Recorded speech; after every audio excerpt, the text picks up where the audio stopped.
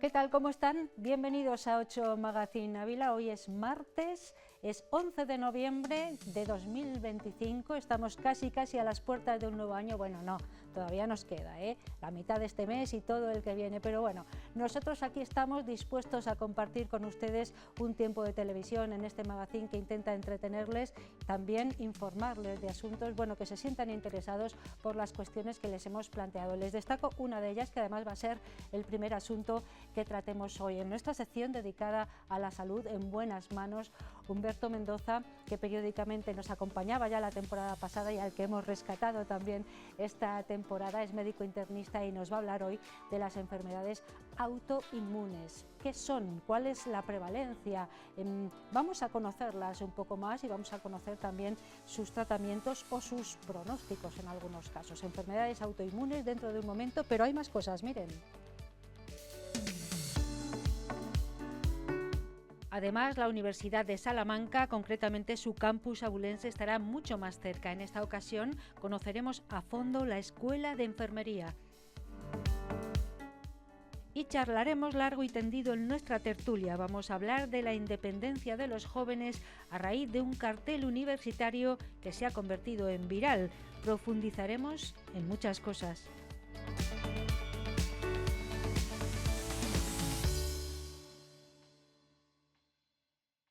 Pues esos son los ingredientes de este pastel que hemos preparado para ustedes y que esperamos les resulte apetecible. Empezamos hablando de salud, porque estamos en buenas manos.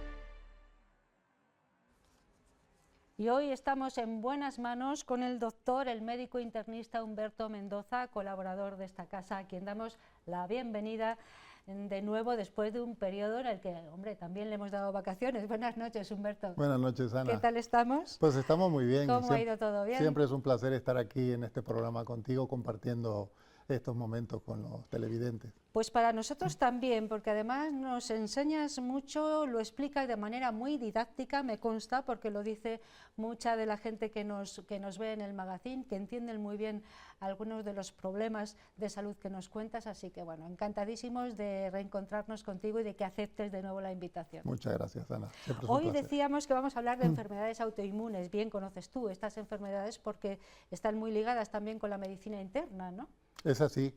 La verdad es que las enfermedades autoinmunes pueden afectar a cualquier parte del cuerpo y por lo tanto el internista es un especialista que tiene mucho que ver con todo esto, porque como vemos una visión global del paciente, todas sus enfermedades, independientemente de cuál es el órgano afectado, es muy importante que los internistas estemos formados y así lo hacemos en este tipo de enfermedades. ¿Qué son las enfermedades autoinmunes? Vamos a intentar definirlas. Sí, como resumen tendríamos que decir que las enfermedades autoinmunes es aquellas que nuestro sistema inmunitario, tan importante para defendernos de las infecciones sobre todo, yerra, se equivoca, comete un desencadenamiento de su sistema de defensa contra nosotros mismos. Ese sistema de defensa, que debería estar dirigido a bacterias, virus, parásitos, por motivos diferentes que podemos tratar, decide o se equivoca y ataca diferentes órganos. Y por eso nos ataca, o sea, a nosotros como que mismos. Nos autodestruimos. Efectivamente, el fuego amigo, que se llama en el ejército, ¿no? Ataca a nuestros órganos sanos hasta ese momento y genera una enfermedad porque su ataque genera una inflamación en el órgano que se han dirigido, sea el ojo, sea la boca, sea los pulmones, sea el riñón. Por eso son tan variopintas y con un pronóstico tan diferente, porque no es lo mismo que nos ataquen a un órgano quizá no vital, aunque importante, a que nos ataquen un órgano vital que puede poner en cuestionamiento nuestra vida. ¿Cuántas enfermedades autoinmunes se conocen ahora mismo? ¿Y cómo se clasifican? Claro, hay muchas enfermedades autoinmunes. Hay las típicas enfermedades autoinmunes que uno puede haber oído, no son necesariamente muy frecuentes, como puede ser la artritis reumatoide, el lupus eritematoso. pero hay otras enfermedades que son también con un mecanismo autoinmune que la gente le suena más, pero quizá no sabe que ese mecanismo puede ser autoinmune. Por ejemplo, un problema de tiroides, un problema de glándula pancreática, una diabetes, un problema digestivo como son las enfermedades intestinales inflamatorias o como puede ser la celiaquía, los intolerantes al gluten, son enfermedades autoinmunes. Entonces, si sumamos todas esas cuyo mecanismo extracto fisiopatológico es un mecanismo autoinmune, serían más de 80 enfermedades y estaríamos hablando de una afectación de un 8 o 10% de la población. Es decir, no son aquí 8 o 10% de la población. Es importante este dato, porque ya te digo, si nos basáramos solo en algún tipo de estas enfermedades concretas que la gente entiende como autoinmunes, estaríamos hablando de poblaciones muy pequeñas, ¿no? Aunque no tanto como para considerar las enfermedades raras, pero sí como para no pensar que afectan grandes masas poblacionales. Pero si hablamos de todo este conjunto que te acabo de comentar, estamos hablando de un 8 o 10% de la población que se va a afectar a lo largo de su vida. Bueno, hay algunas, según una clasificación que yo he mirado por ahí, ahora, doctor, me corrige si no, que son sistémicas, es decir, que me imagino que afectan al sistema en general, y otras específicas, de órganos específicos. Claro, no, has dicho bien, hay algunas que solo afectan a un órgano, limitada a un ojo, o limitada a la musculatura, o limitada a un órgano en concreto, y hay otras que se consideran más globales, sistémicas, que pueden afectar a cualquier tipo de órgano o aparato y que evidentemente se vuelven más peligrosas. ¿O a varios a la vez? O a varios a la vez. Cuanto más órganos vitales afectados, más peligro hacia nuestra salud, más necesidad de especialistas expertos en estas enfermedades para poder atajar, controlar, disminuir y, si es posible, bajar a los niveles más intensos posibles de ese mecanismo autoinmune para que el cuerpo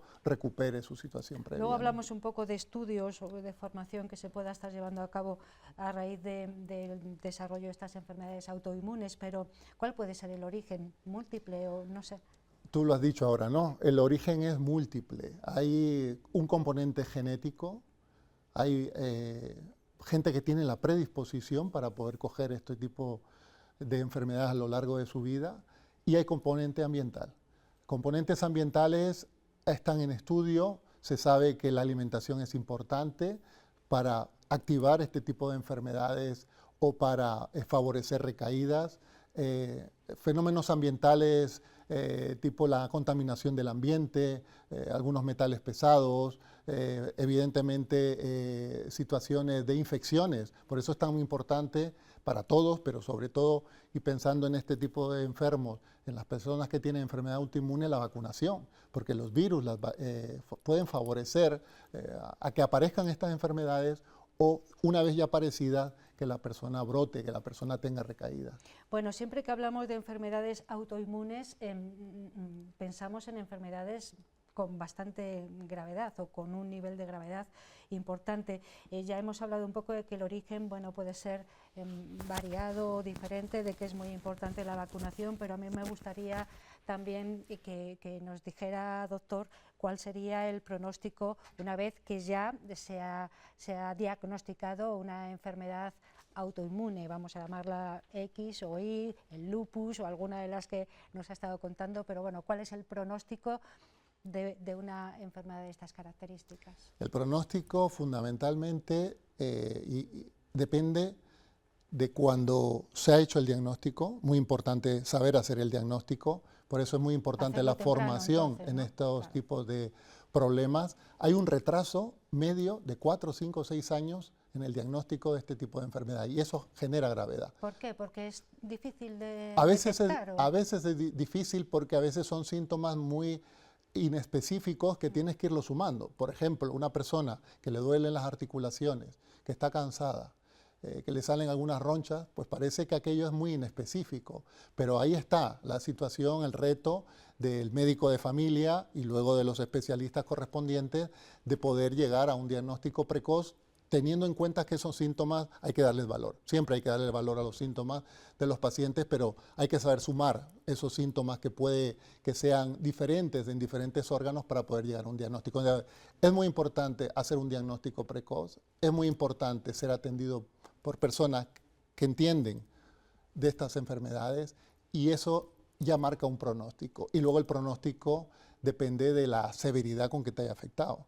Si todo lo te ha afectado, la boca o los ojos, con, por ejemplo, un síndrome seco, se te secaron los ojos, se te secó la boca y te genera un malestar, una sensación de disconfort a la hora de comer, a la hora de sentir que tus ojos están afectados, pero eso no te va a generar una gravedad que te pueda llevar a un aumento de mortalidad. En cambio, si hay otras enfermedades que te están afectando, el pulmón, el corazón, el cerebro, esas enfermedades te pueden llevar a un aumento de la mortalidad o una discapacidad. Entonces, el pronóstico depende, primero, del diagnóstico, segundo, de qué órganos te están afectando y tercero, desde luego, que los médicos que te están atendiendo o de los servicios sanitarios que te están atendiendo, porque luego habrá que tener en cuenta enfermeros, fisioterapeutas, gente que te atienda de manera global para que toda esa funcionabilidad probable que hayas podido perder, que haya sido afectada por estas enfermedades, la puedas recuperar. Ya hemos hablado de la prevalencia en la población, que uniendo todas esas enfermedades que antes considerábamos, bueno, pues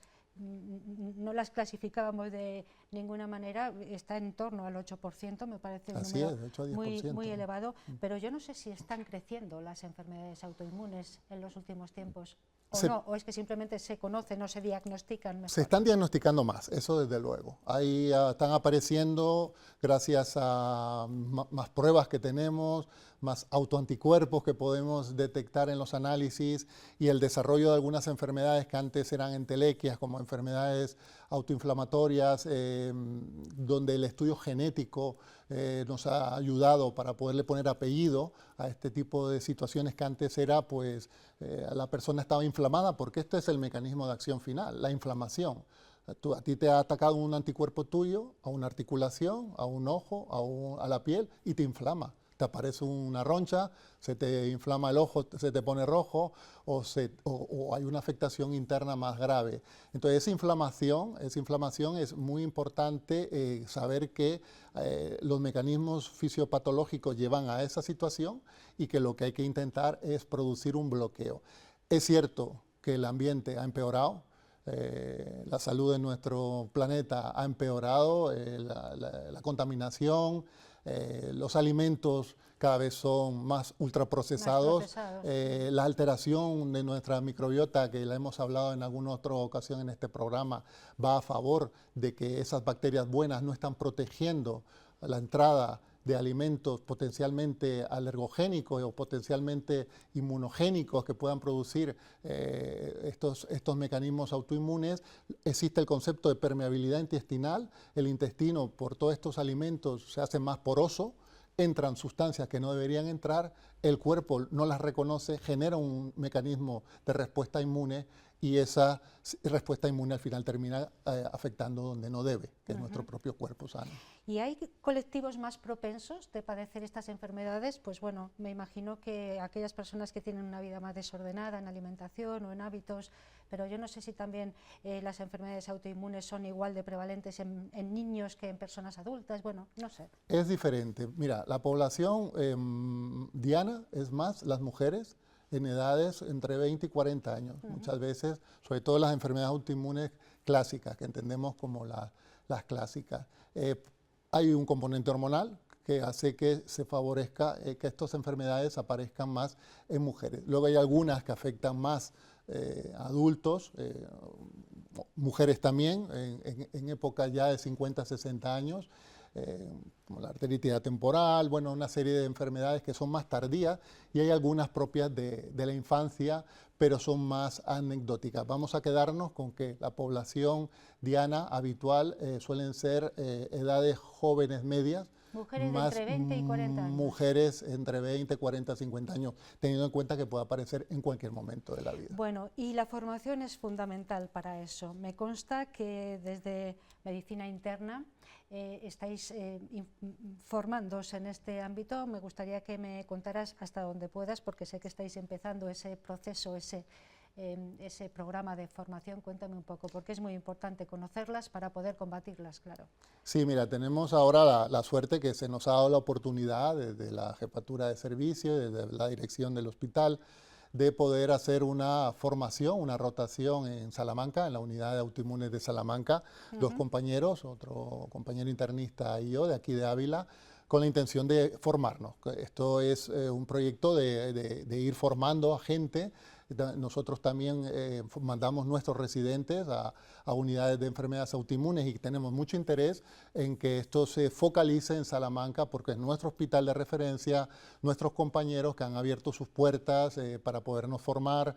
Son 4 compañeros, Noemí, Miguel, Ángel y el coordinador Antonio Chamorro, que desde aquí les agradezco su generosidad y su formación y hacia nosotros, y la intención es formarnos como internistas en este tipo de enfermedades para mejorar la formación global de toda la medicina interna, empezando por nosotros dos, pero esto abierto a todos, y desde luego volcarlo en la población abulense que tiene estas enfermedades. Y me consta que Humberto Mendoza ha hecho además un esfuerzo extra para estar hoy aquí, porque viene directamente de Salamanca, de esa formación. Muchísimas gracias, Humberto, por habernos hablado de enfermedades autoinmunes, por enseñarnos a entender mejor cómo se desarrollan estas enfermedades y sobre todo por mostrarnos cuál es vuestro trabajo, vuestra implicación en el bien común para mejorar la salud de todos. Muchísimas gracias, Humberto. A ti, muchas gracias.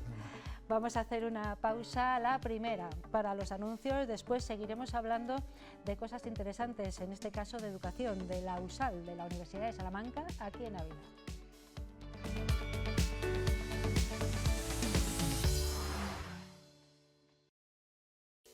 Ya estamos aquí de nuevo después de los anuncios, de esa pausita que nos sirve, bueno, pues para levantarnos, estirar las piernas allá donde estén ustedes, y ojalá que nos sigan a lo largo de todo el programa. Esto es 8 Magazine Ávila para quien se incorpore ahora. Estamos a martes 11 del mes de noviembre de 2025, casi se nos va el año ya, todavía nos queda un poquito de tiempo, y ahora vamos a tener a la Universidad de Salamanca mucho más cerca. Es ese tiempo en el que conocemos mucho más a fondo la USAL y en concreto el campus de Ávila de la USAL, que tiene muy buena salud y que está en crecimiento. Hoy, además, vamos a hablar con Pilar González, y hablando del tema de salud, bueno, ella es la directora de la Escuela de Enfermería de Salud, conoce mucho. Pilar, ¿qué tal? Buenas noches. Buenas noches. ¿Qué tal estamos? Bueno, pues aquí un poco para contar y dar a conocer el centro y cómo repercute en Ávila tener este centro aquí. Por supuesto, un centro que va a cumplir o ha cumplido 50 años.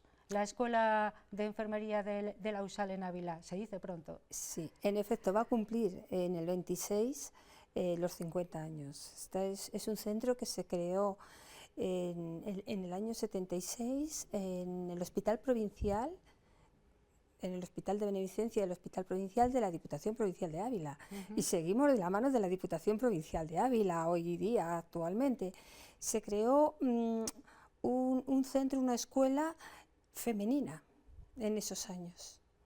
En el 76, posteriormente en el 77-78 se convirtió en escuela mixta, y ya en el 79 pasamos a la universidad. Se integran los estudios de ATS dentro de la universidad, desaparece esas siglas que son horribles, que a mí no me gusta oírlas, y ya empiezan los estudios en la universidad y somos diplomados universitarios de enfermería. En esos momentos la escuela de enfermería se pasa como una extensión universitaria de la propia Universidad de Salamanca.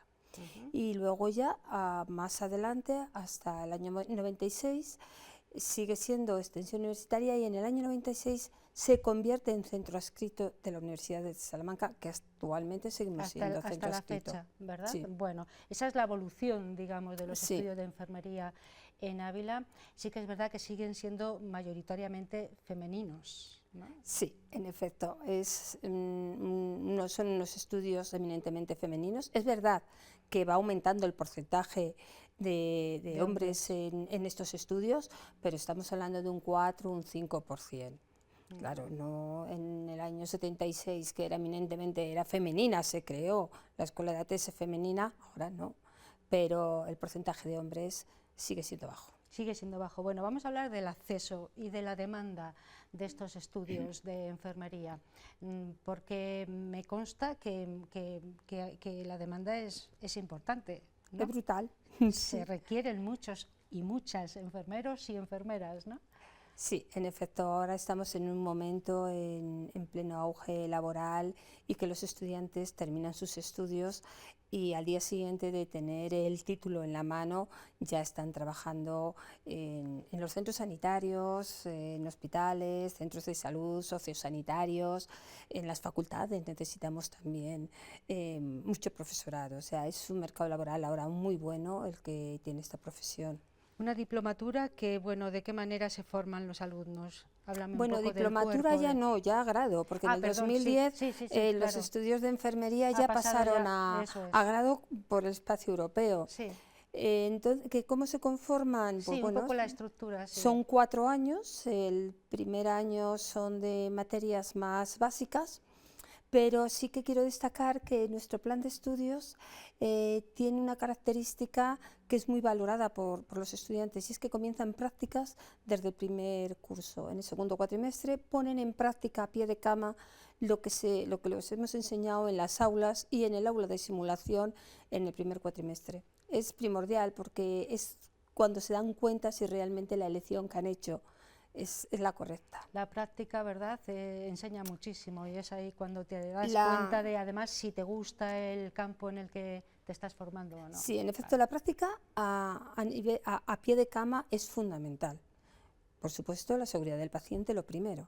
Por lo tanto, estos estudiantes tenemos el aula de simulación, que hacemos mucho caso clínico, tenemos la metodología MAES, pero no es lo mismo que estar en los centros sanitarios con los propios pacientes, porque los maniquís, por mucho que los modifiquemos sus comportamientos y creemos diferentes escenas, cuando estás en un hospital, estás en un entorno en el que tienes profesionales de varios niveles, tenemos pacientes, tenemos familiares, tenemos otros pacientes que comparten habitación, entonces los estudiantes de primero llegan muy estresados al principio. Un poco asustados, es normal. Sí, pero bueno, claro. Creo que es fundamental para que este primer año es un contacto con lo que es el hospital, que conozcan cómo funcionan.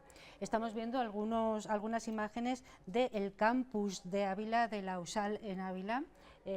No corresponde precisamente, bueno, pues a esas prácticas de las que nos está hablando Pilar González, que vamos a recordar es la directora de la Escuela de Enfermería en Ávila, un grado que yo creo que tiene una tasa de éxito y un rendimiento importante, por todo lo que me cuentas, porque la práctica está casi desde el principio, ¿no? También. Sí. Bueno, la tasa de éxito de nuestros estudiantes está en un 98%. Es verdad que ingresan con una nota muy alta. Para nosotros los docentes es fácil trabajar con ellos porque... ¿Qué nota tienen de corte? Pues ahora mismo los últimos que han entrado, un 10-800. Vale. Entonces es una nota alta, estos estudiantes pues vienen con muchas ganas de trabajar, con muchas ganas de aprender y nos exprimen al máximo. Entonces pues es verdad que ahí se dejan guiar y siempre nos están pidiendo más. No sé cuántos alumnos tiene ahora mismo. Tenemos 50, de nuevo ingreso 50, total 4 cursos, 200 estudiantes tenemos en el centro. Claro, la demanda es impresionante porque para estas 50 plazas tenemos un número de prescripciones de 4.400, 4.500. Entonces hay mucha solicitud para cursar estudios en nuestro centro para 50 plazas que nosotros tenemos. De nuevo ingreso, decíamos. O sea, de nuevo ingreso, de en primero. Total 200. Ubicada esta escuela de enfermería, vamos a recordar a las personas que nos están viendo ahora, creo que en la Escuela Politécnica, ¿no? En efecto, estamos en la Escuela Politécnica, en la calle Hornos Caleros, y bueno, pues es un edificio, a mí me encanta, en donde podemos compartir la vida universitaria con otras titulaciones, como son las ingenierías o como es el grado en seguridad, que decían nuestros estudiantes. Y esto del grado de seguridad, pues bueno, creo que el estar ahí en el campus compartiendo el día a día con otros profesores de titulaciones diferentes a las nuestras y que los estudiantes convivan, es fundamental. Vamos a hablar del máster escolar. Es novedoso, ¿no? Porque además ahora es una reivindicación que haya enfermería, que haya enfermeros en los colegios, en los centros educativos, Sí. Y ahí, por supuesto, este grado en enfermería está al tanto y está formando en ese máster, ¿no? Sí, nosotros nos reunimos los profesores y teníamos ganas de ofertar a la comunidad un posgrado. Y entonces estuvimos barajando a ver qué es lo que más estaba demandando y qué menos había. Y entonces, haciendo un análisis, vimos que enfermería escolar, pues que realmente era un momento muy bueno para que se oferte como posgrado. Entonces, enfermería escolar y salud, que creemos que hoy día se va a estar demandando cada vez más. Sí. Este máster nos abre a 4 niveles. Por una parte, a nivel académico, porque podemos ofrecer un posgrado aquí en Ávila a nivel de investigación, porque nos permite investigar sobre determinadas alteraciones de los estudiantes, la cronicidad, que es ha aumentado. Ahora los últimos estudios hablaban de un 30%.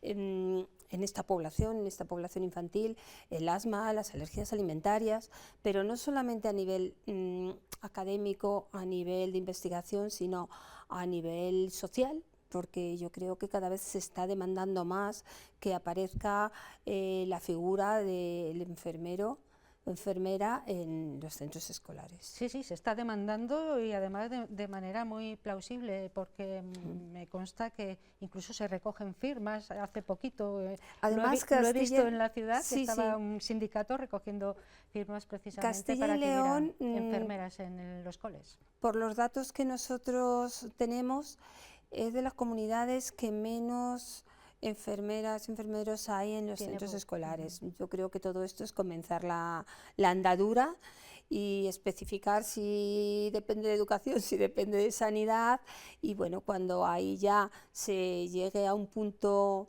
común, creo que se va a desarrollar muchísimo este campo. Bueno, pues es ese máster escolar que también se pone en marcha desde la Escuela de Enfermería de Ávila. Vamos a hablar ahora del impacto de la empleabilidad de enfermeras o enfermeros en Ávila. Es importante, ¿no? y cuantificable casi, ¿no? Pues es importante porque en estos momentos que hay escasez de profesionales, al final, cuando el sistema sanitario de una ciudad o de una provincia como puede ser Ávila cuenta con un centro en donde salen todos los años 50 profesionales, pues para ellos es una oportunidad de poderlos contratar. Hay que pensar que estos estudiantes que se han estado formando estos 4 años en los centros sanitarios de Ávila están muy preparados para trabajar en cualquier punto del sistema sanitario, pero más especialmente en los centros que llevan 4 años formándose.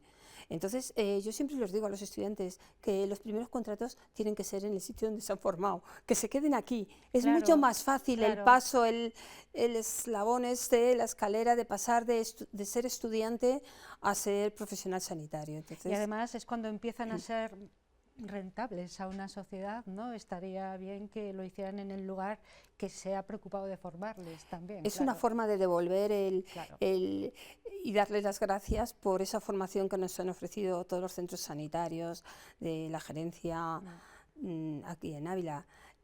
Creo que una forma de decir gracias por estos 4 años es: aquí están nuestros profesionales para hacer estos contratos en estos momentos tan necesarios. Profesionales muy bien formados, 50 de nueva incorporación, 200 estudiantes, la mayor parte mujeres, en esta escuela de enfermería que va a cumplir el próximo año 50 de vida, nada más y nada menos. Nos lo ha estado contando Pilar González, es la directora de la Escuela de Enfermería del campus de Ávila de la Universidad de Salamanca, a quien tenemos mucho más cerca gracias a estos programas. Pilar, muchísimas gracias. Pues muchas gracias, Ana. Esta es tu casa, hasta cuando quieras.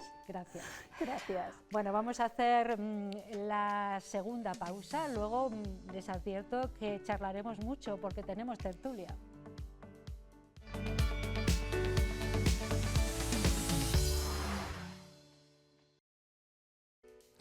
Ya estamos aquí después de los anuncios y ahora tenemos un tiempo largo para charlar, porque en los últimos 2 bloques de este 8 Magazine Ávila del 11 del 11, tenemos tertulia y hoy hemos planteado un tema que es complejo y del que vamos a hablar yo creo que en profundidad.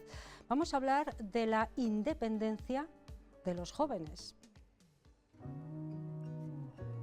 A veces nos referimos a ellos como generación de cristal. Son jóvenes nacidos entre 1997 y 2012, de entre 28, ya adultos, y 14 años. La también llamada generación Z, nativos digitales que controlan todas las herramientas tecnológicas, pero que se han separado de emociones, contacto físico y todo lo que les haga en apariencia vulnerables. Pasean su desafección por la universidad o el centro educativo o los conciertos a modo de coraza, y en la adversidad cotidiana son los padres los que generalmente asumen el rol. Es posible que estas frases no sean más que estereotipos de una generación que cree en pocas cosas, ve el futuro más que incierto y no es capaz de plantearse un proyecto vital independiente, con casa para ellos, su propio hogar, con sus cosas, aún con trabajo, y no luchan, dicen.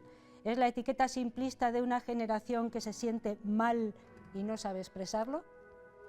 Hoy, de los jóvenes, de la independencia de los jóvenes y de todo lo que genera esta etapa de la vida, vamos a hablar en esta tertulia con Victoria Lamas. Buenas noches. Muy buenas noches. Rubén Jiménez, Hola, buenas noches. buenas noches. Y Esther, bueno, buenas noches. Igual no hay nada cierto de todo lo que he dicho. Vosotros que estáis en contacto con gente joven, con generación Z, con esa generación de cristal, podéis estar muy en desacuerdo, pero sí que es verdad que son estereotipos que a veces en un conjunto sí se dan. He de decir que el tema lo planteó Victoria, a raíz de una cosa muy curiosa en una universidad. Sí, bueno, a raíz precisamente de ese famoso cartel que está circulando en redes de la Universidad de Granada, en el cual se dice no se atiende a padres, los alumnos son todos mayores de edad, como, bueno, ya mostrando una realidad, en este caso, ¿no?, en el ámbito universitario, en el cual adultos ya o jóvenes ya mayores de edad precisan a lo mejor de otro adulto, en este caso sus padres, que hacen gestiones por ellos, ¿no?, gestiones académicas, gestiones de... Bueno, es un tema que a mí me llama mucho la atención, es una realidad que sí que viene sucediendo. Otra cosa es eso, que encaje a lo mejor en esos estereotipos que acabamos de escuchar, ¿no? Pero sí que da mucho que pensar. Que las cosas prosaicas, el papeleo, no sé qué, eso que lo hagan mis padres, ¿no? Bueno, no son prosaicas, no es tema de papeleo, es simplemente hablar con un profesor, o por ejemplo, o hablar con el decano, o con el profesor del máster. Pero eso a veces es prosaico, ¿eh? Sí, bueno, muchas veces, es verdad. Pero es verdad que yo creo que, bueno, todas las generaciones, si la mitad de lo que has leído nos vale para todas las generaciones ven su futuro incierto, todas las generaciones ven con ansiedad lo que les va a pasar, y esta generación pues tiene sus características, ni mejores ni peores que las demás.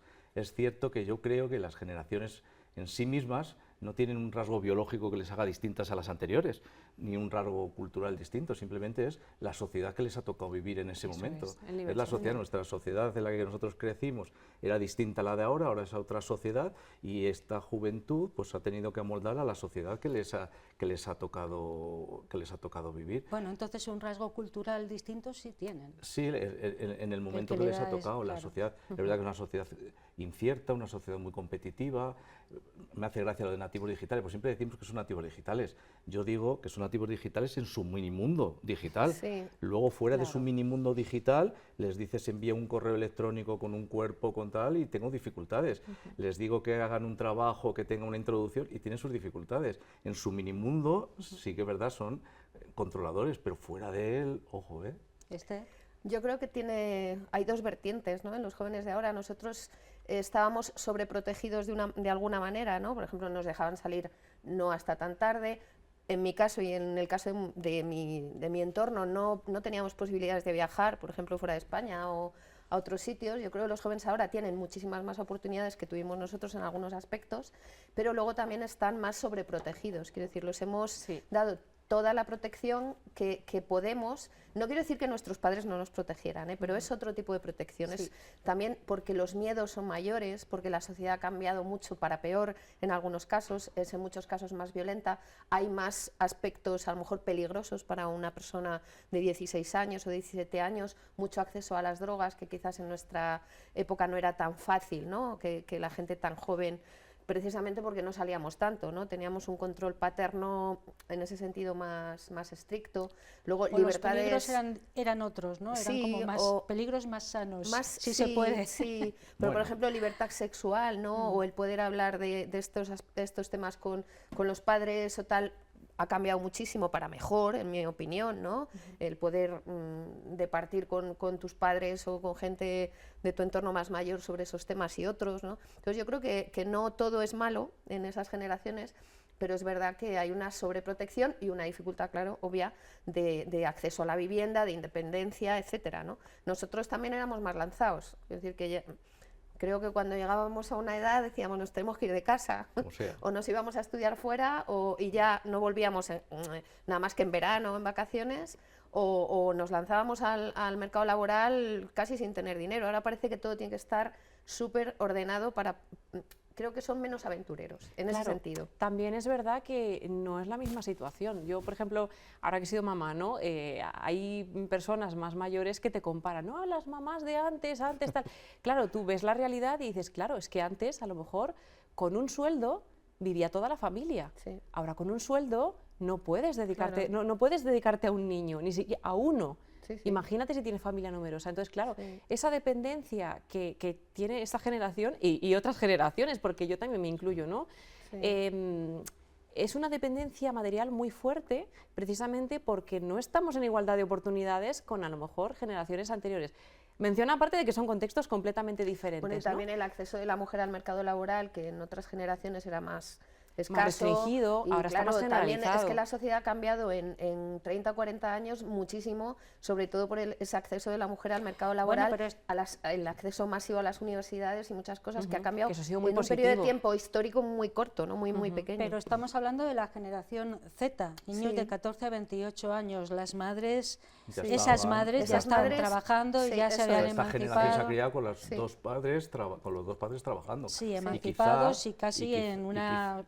Y quizá esa es una de las claves, quizá no en ciudades como en Ávila, pero en ciudades como Madrid tan grandes que los dos trabajaban con horarios infernales que apenas veían durante el día a los hijos, han hecho que para que los niños sintieran que les querían más, quizá les han... Y la clave está en lo que decías tú antes, en el prefijo sobre. No les han protegido, les han sobreprotegido. En las tareas escolares, en los conflictos sociales que tuvieran. ¿Cuántos padres y madres nos hemos inmiscuido en problemas que han tenido cuando eran pequeños? Y al final el mensaje que le estás diciendo es, no puedes hacerlo tú solo, te lo tengo que resolver yo. Es el mensaje que le estamos dando constantemente, no puedes hacerlo tú solo. Y llegas con 24 años y no puedes reclamar tú al profesor, tengo que ir yo. Al final es una constante que hemos estado enseñándoles desde bien pequeño, todos, familias, educadores, medios de comunicación, todos en general, estamos en esa misma dinámica. De ahí lo de la generación de cristal, quizá, ¿no? Que es, bueno, pues... Más que de cristal, que les hemos envuelto en papel de burbuja. Les hemos, no pero por amor crecer. También, quiero decir que es una cosa de amor también. Quiero decir, porque nosotros, sobre amor, sobre todo, yo es que creo que en mi caso, ¿no? Yo creo que en el de Ana también, que tenemos hijos en ese rango de edad, ¿no? Pues es verdad que estás en la lucha entre que tus padres no te daban libertad y quieres darles más libertad y quieres ser distinto en eso y implementar otras cosas, y luego por otro lado pues esa sobreprotección, esa envoltura, ¿no? De que en el aire lo toque, ¿no? Como él decía el poeta, ¿no? Que todo le vaya bien, ¿no? Pero es una cuestión entre el amor y no sé, y la condescendencia, que al final quizás lo hemos hecho mal o lo estemos haciendo mal. No es hacer mal, ha tocado esto y ya está, es diferente, no es ni mejor ni peor, es efectivamente. No es ni mejor ni mejor ni peor. No lo hemos hecho mal, igual que no lo hicieron mal seguramente nuestros padres. Todo cometieron muchos errores también como nosotros. Pero no son errores, son aprendizajes. Bueno, son errores que derivan en un aprendizaje. Pero al final yo creo que es una respuesta a tu propio contexto social. O sea, realmente a lo mejor el modelo familiar o educativo educativo que podía haber hace 30 años ahora no funciona, pero lo que hay ahora hace 30 años no funcionaba. Quiero decir que es que hay muchísimas variables. Y claro, es verdad que sí, a lo mejor hay esa sobreprotección, ¿no? Y es mucho más difícil liberarse para estos jóvenes de ello, total. Sí. Si a lo mejor me lo va a solucionar papá, mamá o quien Alguien me lo va sea, a solucionar. Sí. me lo van a solucionar. Entonces, La si me lo comunidad han solucionado está- siempre, ¿por qué ahora voy a tener que hacerlo yo? Pero ¿De es qué? lo que me han enseñado, que Claro, alguien me lo va a claro. solucionar, que no le he tenido que yo pelearlo ni solucionarlo. Antes hablaba de los peligros. Cuando nosotros salíamos a estudiar fuera, nuestros padres no tenían conocimiento de lo que pasaba en esas otras ciudades. El entorno que se movían era el del de pueblo su o el de pueblo, Ávila el de su- capital. sí. El mayor cambio, para mi gusto, que hay en esta generación es que todos conocemos lo que hay en todos los sitios, por las En redes tiempo real. sociales, por internet, por los medios de comunicación. Estoy convencido que mis padres tendrían miedo a las drogas y qué me se va a encontrar cuando mi hijo se vaya a estudiar fuera. Estoy convencido. Ahora yo sé lo que se van a encontrar cuando se vayan mis hijos a estudiar fuera, porque claro, las redes sociales ha hecho que el conocimiento se haya expandido, el conocimiento y la gente mala. Claro. Sí. ¿De qué generación sois vosotros? Yo Nosotros- hablaba de la generación Z, Nosotros que somos son boomers. nosotros boomer, ¿y tú? Yo soy millennial. Millennial. En cualquier caso, estamos en el mundo de las etiquetas. claro. Es que ponemos etiquetas a todo. Sí, a las bueno, es una forma de Z, entender, de Es una forma intentar de hablar, entender el sí. mundo también. Pero ¿eh? hoy, mañana la cambian Claro. y los millennials son Ya. la T y los otros no sé. Es que Pero es una forma yo creo, tampoco estoy de sa- acuerdo con de las sa- etiquetas, Es pero una forma de saber la edad que tiene cada uno sin sin preguntárselo. ¿no? preguntárselo. Y bueno, pues intentar entender un poco cuál es el ambiente social de ese momento en el que tú has desarrollado tu Sí, es verdad que hay unos intelecto, rasgos tal. más o menos característicos, Claro. precisamente por eso, por todo el desarrollo que ha habido a nivel social y lo que has vivido y cómo te has desenvuelto. Yo creo que nuestra generación es más resiliente que las generaciones posteriores. Los boomers. Sí, yo creo que somos resilientes en general, o sea, tenemos Sí. aplomo y mucha... Pero date cuenta que nacimos en la época pues, Sí, del a expansionismo, ¿eh? claro, a el principios de baby los boom. 70, O sea, sí, fue sí. pues eso, una época de desarrollo político, social, económico, y ahí Y crecimos también nosotros. muchos, y también de muchos cambios. Sí. Claro, Y de muchos muchísimos cambios. cambios. También. Muchísimos. No Y son algunos como muy la verdad, pero hemos peligrosos. vivido muchos Sí, cambios. Sí, para bien y para mal, ¿no? Porque es verdad que de esa sociedad constreñida, digamos, ideológicamente, que no se podía hablar, que de eso no se habla, pasamos en los 80 A la o en los libertad 90 absoluta. a la libertad absoluta, que ahora ya tampoco Lo existe, que dirían creo. algunos Ahora ya es libertinaje. todo políticamente incorrecto, pero en nuestra época de los 90 decíamos lo que nos parecía, Lo que nos daba la gana. gente hacía lo que le daba la gana más o menos, las canciones si las recuperamos son Y todo eso tremendas algunas. Y un gran las cambio, letras, para mi ¿no? gusto, es todo eso envuelto en un mismo sistema educativo. Sí, Desde los eso es 70 hasta verdad. los 90, el mismo sistema educativo. Y hubo una continuidad de 20 años que ahora no están teniendo. Ahora cada 2, 3, 4 años Cambia. cambio de ley educativa. A lo que hay, todo el mundo nos tenemos que adaptar. Los niños que han visto cómo cambiaban las asignaturas, los menos niños, los profesores, los padres. Y eso, para mí, creo que Y yo creo que un cambio fundamental es la relación que tienen los jóvenes actuales con el profesorado, ¿no? A la que teníamos nosotros. Nosotros, el que tenía la razón siempre era el El profesor. profesor. bueno, pero Yo yo Y si llamaban a tu padre o a tu madre, ibas mal, ¿no? Pero eso y yo ahora te lo- no. Ahora eso también influye mucho, ¿eh? Sí, en el sí. comportamiento de un chico, de pero una eso yo chica. te lo generalizo a El cualquier no autoridad. tener, sí, eso, A el no cualquier tener, autoridad. o sea, como no tengo respeto, entre comillas, a ciertos Sí. tipos de autoridad que en estas edades tempranas es necesario, cuando Porque- un niño tiene 12 o 14 años. Pero fijaos ¿no? que es un poco contradicción. Hablábamos de Ya. que le estamos construyendo, pero por otro lado, a la autoridad se atreven a decirles cosas. Sí. Antes Porque la no guar- creen en muchas La cosas Guardia estos Civil chicos. o la policía antes era... Bueno, ojo, vamos a ahora- hablar de los chicos de ahora. Yo todavía recuerdo que nos teníamos que levantar en clase cuando entraba el profesor, ¿eh? Sí. Yo también, eso ¿eh? lo- Y soy ¿Ah, otra sí? generación. Ah, Sí. bueno, y tú eres millennial. Sí, sí, Ah, sí, bueno. en mi cole se hacía. de también. nosotros, Te yo levantabas y buenos Yo sí, días. yo y lo ahorita recuerdo. X. Buenos Yo no. días. y- Yo creo que dependía a lo mejor de centros educativos, pero en el mío sí Bueno, se hacía. Victoria, cuenta, porque estamos hablando mucho de nuestras generaciones y no de lo que nos ocupa, que es de los jóvenes a actuales. ver, yo justo también me estaba planteando, estaba recapitulando y con diferentes experiencias. Claro, es verdad, sí, tenemos características comunes, pero yo también estaba pensando en casos que digo, es que o rompen la norma o estabais comentando que vuestra generación es muy resiliente, pero yo tengo muchos ejemplos de personas de mi generación e incluso generaciones posteriores, más pequeños, que en situaciones muy duras yo me quito el sombrero, ¿no? En situaciones, por ejemplo, me estoy acordando de una persona su mamá con cáncer, menor de edad esta persona, encargándose de cuidar a su madre soltera y afrontando hasta la muerte de su madre, ella sola. ¿Con cuántos años? 17 podía tener. Caray. O sea, quiero decir, Sí, sí. el ejemplo que para mí tuvo esa chica, increíble, o sea, de fortaleza, de creer en que vamos a seguir adelante, pase lo que pase, en darle la fortaleza suficiente a su madre para afrontar ese momento. O sea, es una situación muy extrema, pero yo he visto Una situaciones situación de mi límite. generación, es verdad que esto ha sido hace unos años, o sea, que probablemente a Bueno, lo mejor hasta de mi generación. Pero volvemos Bueno, a lo de antes, y Victoria, es luego- que no les dejamos que hagan, Claro, no les pero dejamos. luego, sin embargo, he visto ejemplos de personas, y perdonadme, de vuestra generación, que a lo mejor no es tanto, o sea, quiero decir, muy dependientes de otras personas, es decir, que no tienen esa capacidad de resiliencia, Emocionalmente. Bueno. emocionalmente, claro, económicamente no, porque es verdad que vuestra generación quizá avanzó mucho más y nosotros ahora estamos como más cortados, pero claro, eso me da mucho que pensar, porque realmente la dependencia que podemos tener en generaciones posteriores, ¿es solo social o es también que se ha generado por otras generaciones esa burbuja que a lo mejor no nos deja tener esa resiliencia, Yo creo que esa también fortaleza? hay mitos en torno a esto de que los jóvenes Vale, de ahora Esther, y no hacemos son- pausa. Venga. Creo que hay mitos en torno a que los jóvenes de ahora no son independientes o no, habrá de todo, como siempre, ¿no? Pero es verdad que en algunos aspectos, como el tema, la comodidad esa, ¿no? Pero luego cuando se tienen que enfrentar a situaciones, creo que son fuertes y están preparados. Pues vamos ¿no? a hablar de cuáles son las situaciones a las que se tienen que enfrentar los jóvenes de hoy en día, esos que están entre los 14 y los 28, 30 o 35, porque no son capaces de joven hasta los emanciparse. 35, creo. Efectivamente, lo vemos después de la publicidad, lo hablamos después de la publicidad. ¿Os parece? Vale. Fenomenal. Anuncios y volvemos enseguida.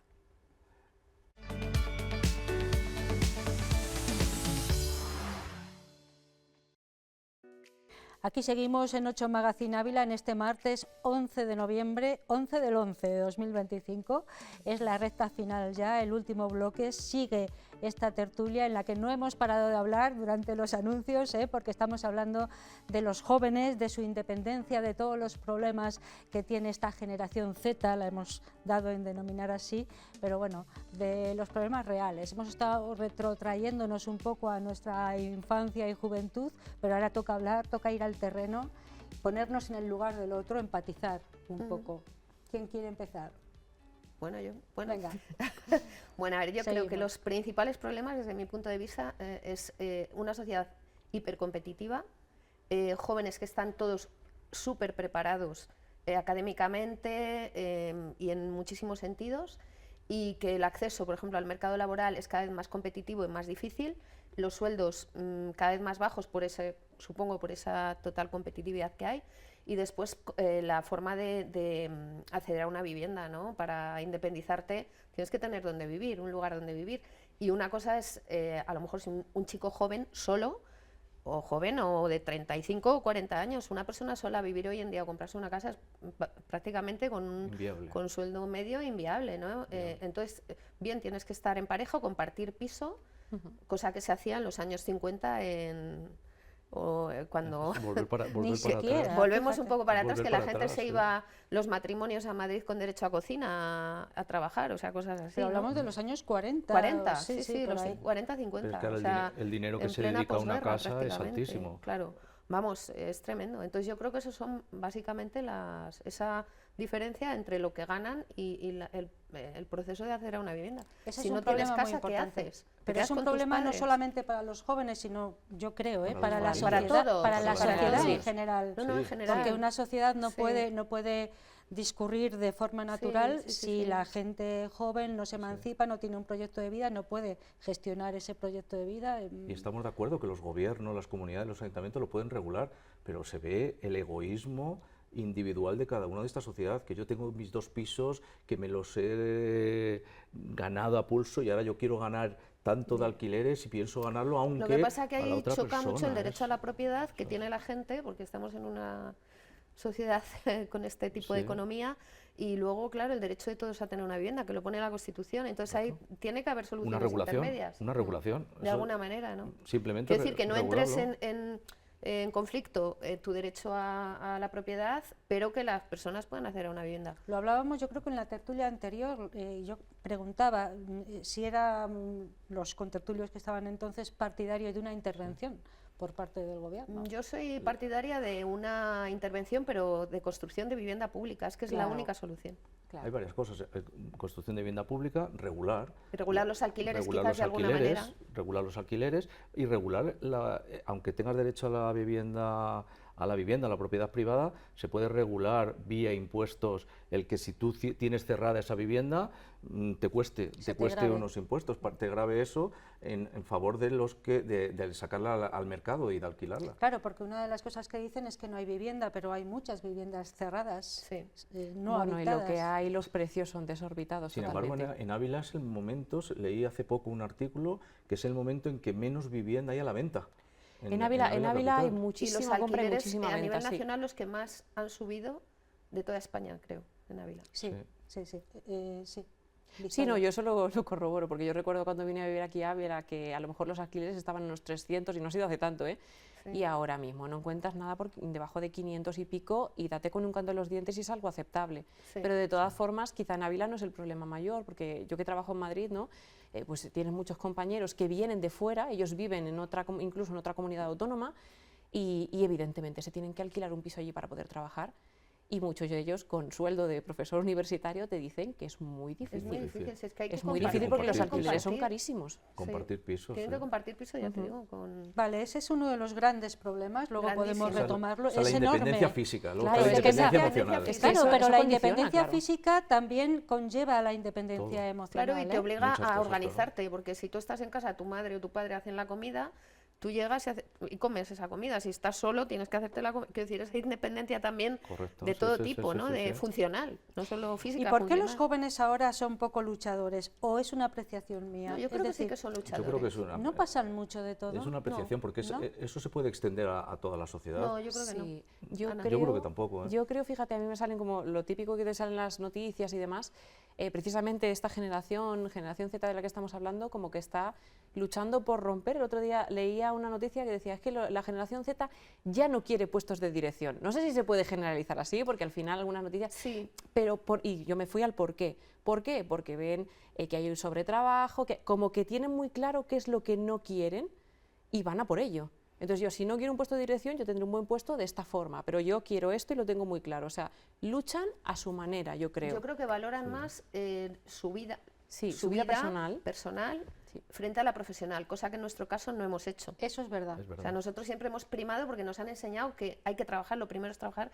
Yo no digo que no trabajan, que trabajan mucho también, pero priman ese ocio, esas vacaciones, esa forma de un ocio que es diferente, que lo hablamos antes quizá al que fue el nuestro, ¿no? Pero creo que ellos sí que luchan por lo que ellos quieren, que no tiene por qué ser lo que Correcto. queríamos Y nosotros. es un Priman tipo mucho Yo no distinto creo de, que no sean luchadores. y es que es un ¿eh? tipo Para distinto nada. de lucha. La lucha de los Sí, 70, 80, sí, de las sí. manifestaciones, ya nos ha dado en los 90 o se Sí. ha dado en menor medida y ahora está Esperemos no haciéndose volver a eso. de otra manera. Vosotros, claro, estáis en contacto, yo creo que los tres, ¿no? Sí.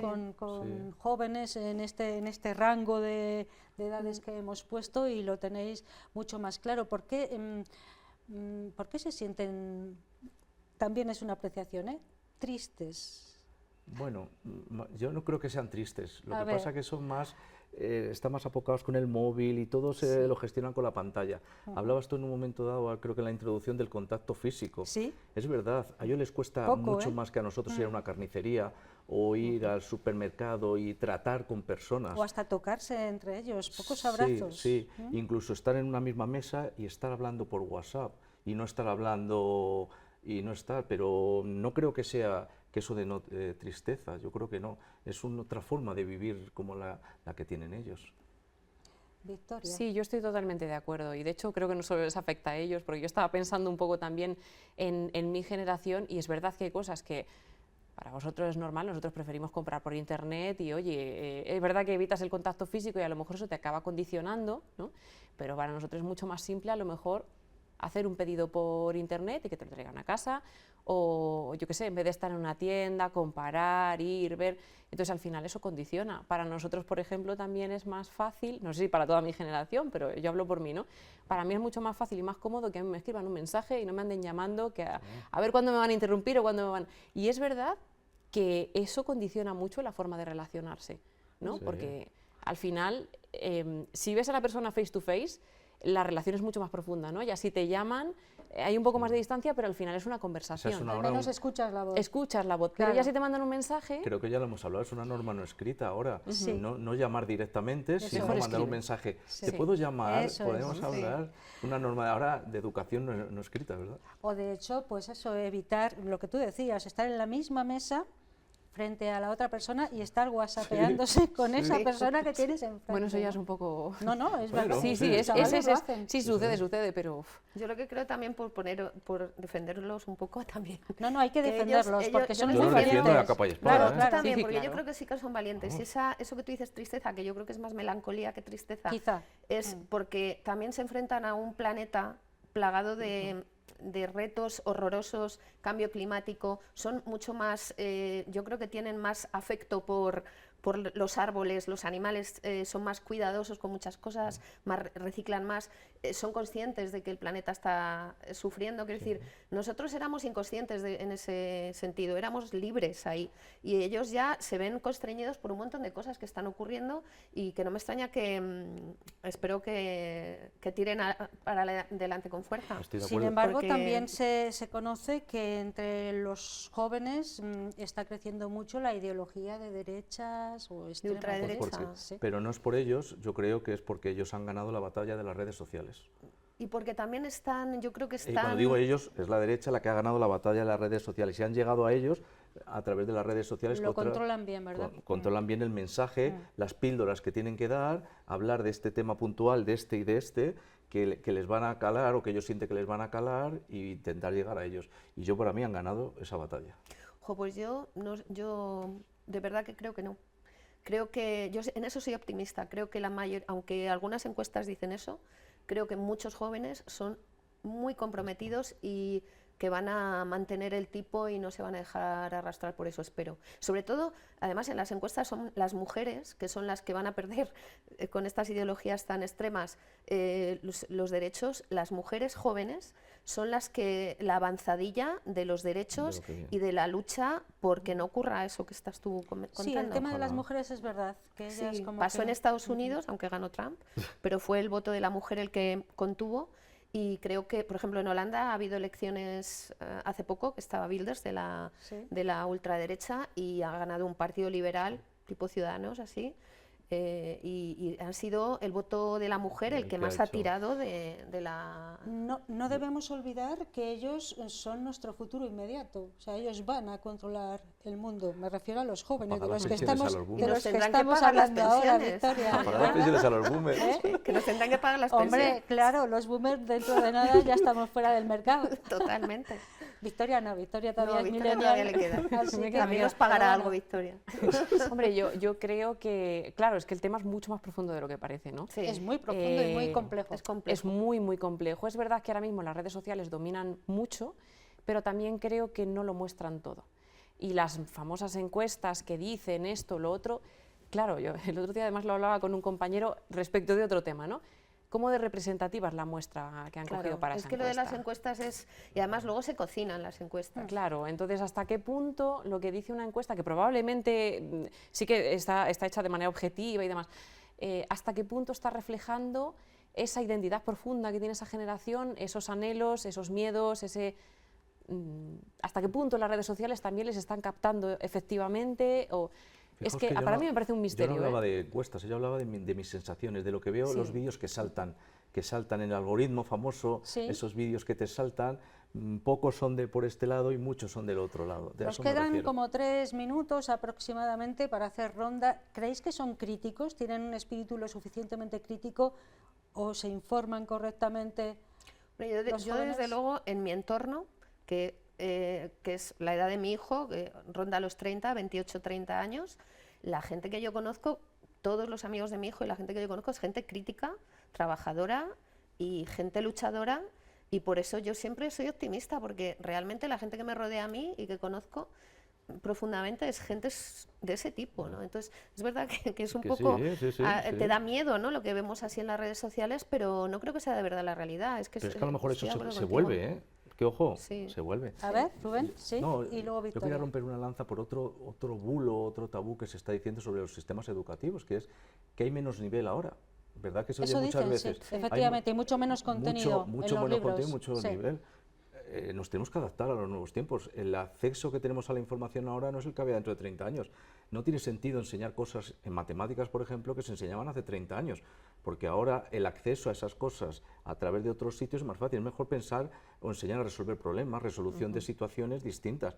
No creo que tengan menor nivel que la generación anterior, para nada, absolutamente para nada. Lo que quizá nos está costando es a nosotros adaptarnos a los tiempos que corren. ¿Cuál es la regla esa de los 4P, las 4Ps que me dicen desde abajo? Que No está... sé cuál es la regla de los 4 No sé, Ps. yo tampoco. PP. No sé cuál, No cuál tengo es, ni pero idea. me De dicen... A lo resolución mejor de se problemas. refieren a sí, aprendizaje basado en problemas, preguntas, No lo sé. retos, No sé. entiendo que... Las 4Ps, No luego lo lo sé, no buscamos. lo sé. Victoria, terminamos contigo. Yo creo, bueno, lo que estáis contando, ¿no? Creo también eso, que es una generación que va a ser diferente, pero precisamente porque es que la sociedad está avanzando rapidísimo. Y claro, lo que comentaba ahora Rubén, ¿no? Sí, se dice mucho que cada vez se va perdiendo el nivel educativo, pero ¿en qué sentido? En el sentido memorístico. Porque es verdad que yo ahora lo que observo, o también lo que me toca trabajar en el aula, me resulta mucho más complejo trabajar como me están pidiendo ahora, ¿no? Enseñar a hacer, enseñar a resolver, enseñar a pensar, que dárselo hecho y dar una clase frontal. Entonces, creo que, claro, es muy difícil juzgar y que probablemente a futuro veamos nuestros resultados, pero yo también rompo una lanza a favor y creo que es una generación que afrontará lo que le toque afrontar con valentía y con Una decisión. generación valiente, efectivamente, Seguro yo que también sí. lo creo, no lo tienen nada fácil, Nada. tienen una situación vital, social, hasta económica y política muy compleja y están en un momento convulso también ellos, como lo hemos estado todos los demás, Totalmente. pero bueno, si Correcto. tienen que Lo demostrar conseguirán seguro. lo que son, Vamos. lo demostrarán. Aquí lo dejamos, hemos hablado hoy de los jóvenes, de su independencia que está francamente complicada, pero bueno, lo conseguirán más pronto o más tarde por el bien de toda la sociedad, hemos de pensar. Y el próximo día lo que tienen que hacer es que vengan 3 nacidos de esa Y edad que y que, nos- y que que nos den cuenten unas ellos de viva voz. clasecitas. Es verdad, que Igual no se sienten. atreven, que luego se apocan y no, Bueno, a hay lo de mejor todo. nos lo escriben por WhatsApp. Bueno, pues que vengan, que os cuenten, que sienten, que padecen, que Bueno. todo. Pues el próximo día hablaremos de otro asunto. Hoy hemos estado hablando de los jóvenes, de su independencia, de bueno, pues algunas paradojas que existen en su vida, como que los padres les saquen las castañas del fuego en algunos momentos a personas que son francamente muy valientes por estar aquí. Muchísimas gracias, Esther Bueno, Rubén Jiménez A vosotros. y también a Victoria Lamas. Gracias a los tres por haber hecho este huequecito para la tertulia, que os vaya muy bien. Gracias. A ustedes también les damos las gracias por haber estado con nosotros hasta el final de este 8 Magazine Ávila. Mañana nos volvemos a encontrar, más o menos a la misma hora, pero con otros asuntos. Así que hasta entonces cuídense mucho y sean todos lo felices que puedan. Adiós.